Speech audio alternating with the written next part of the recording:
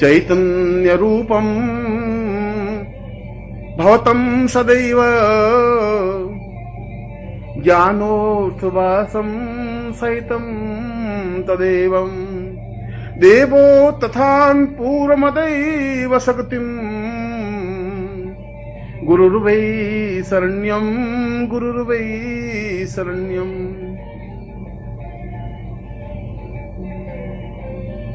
इस विश्व में, ब्रह्मांड में जितनी भी शक्तियां हैं, वह चाहे महाकाली हो, वह चाहे महासरस्वती हो, वह चाहे महालक्ष्मी हो, वह चाहे बगलामुखी हो, वह चाहे धूमावती हो, वह चाहे छिन्नमस्ता हो, चाहे जगदम्बा हो, किसी भी प्रकार की कोई शक्ति हो, मैं तो आपके सामने उनको अठखेलियां करते हुए देखता हूं। मैं देखता हूं कि वे आपके सामने नृत्य कर रही हैं। मैं देखता हूं कि वे आपकी कृपा कटाक्ष पाने के लिए प्रयत्नशील हैं। वे स्वयं टुकुर टुकुर आपकी ओर निहारती रहती हैं कि कब आपकी नजर उठे, कब आपकी दृष्टि उठे, कब आप उन पर कृपावृष्टि करें, कब वे धन्य हों।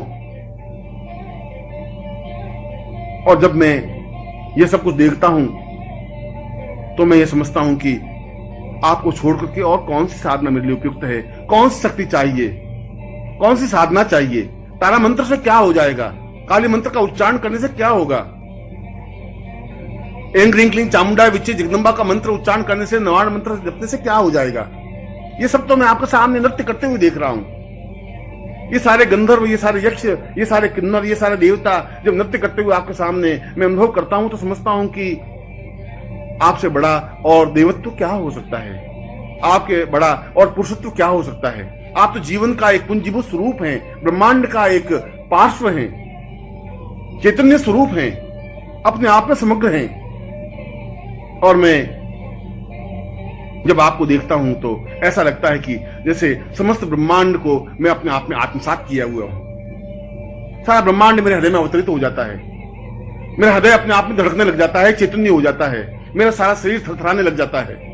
मैं अपने आप में पूर्ण कुंडलिनी जागरण और क्रिया योग से दीक्षित हो जाता हूं।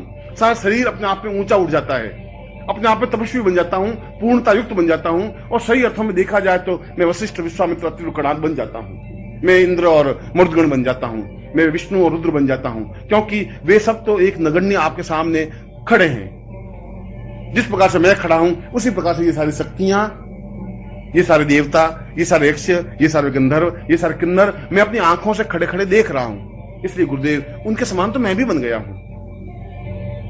ये हो सकता है कि वे आगे हों, मैं थोड़ा पीछे रुका हुआ हूं। हो सकता है कि उनके मेरे बीच में फासला हो, मगर उनकी कृपा दृष्टि, यदि आपकी कृपा दृष्टि उन पर है तो आपकी कृपा दृष्टि उनसे भी पहले मेरे ऊपर है। और ये मेरे लिए सौभाग्य की बात है, ये मेरे लिए प्रसन्नता की बात है, ये मेरे आह्लाद की बात है। और मंत्रों को और पुस्तकों में लिखे हुए मंत्रों को मैं क्या करूं, उन मंत्रों के माध्यम से क्या हो जाएगा। वे मंत्र तो एक निर्जीव शब्द हैं, उन शब्दों को ठेल करके आगे बढ़ाऊं भी तो उससे क्या लाभ हो जाएगा। मुझे मंत्र नहीं चाहिए, मुझे तंत्र नहीं चाहिए, मुझे योग दर्शन और मीमांसा नहीं चाहिए। आपके मुंह से निकला हुआ प्रत्येक शब्द अपने आप में मंत्र है। आपके मुंह से निकला हुआ प्रत्येक शब्द अपने आप में मेरे लिए आज्ञा है, मेरे लिए तंत्र है। यदि मैं उन शब्दों का पालन कर लेता हूं, यदि उन शब्दों को अपने हृदय में उतार देता हूं, यदि उन शब्दों का पालन करता हुआ उनकी आज्ञा का पालन कर लेता हूं, तो अपने आप में तंत्र मेरे सामने साकार, स्पष्ट और पूर्णता के साथ स्पष्ट हो जाएगा। अपने आप में मंत्र अपने आप में पूर्ण चैतन्य युक्त बन जाएगा।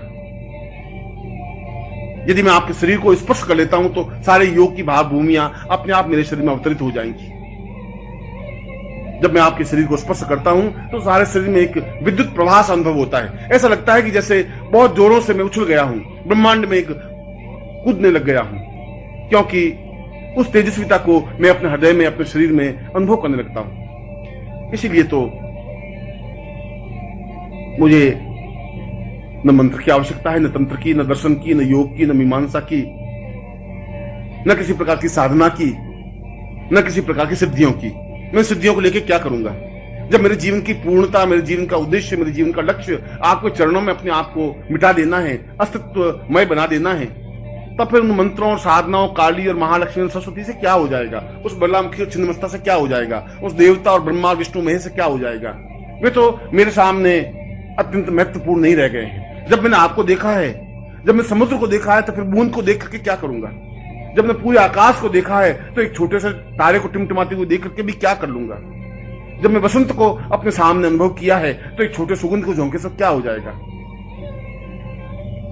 गुरुदेव, मैं तो केवल इतना जानता हूं कि मैं आपका हूं। मैं केवल इतना ही मंत्र जानता हूं कि केवल आप और आपकी कृपा दृष्टि ही है। मैं तो केवल इतनी भावना जानता हूं कि, इतनी साधना जानता हूं कि मैं आपके शरण में हूं। और मैं केवल इतना ही तंत्र मंत्र योग और दर्शन जानता हूं कि मैं केवल और केवल मात्र आपकी शरण में हूं।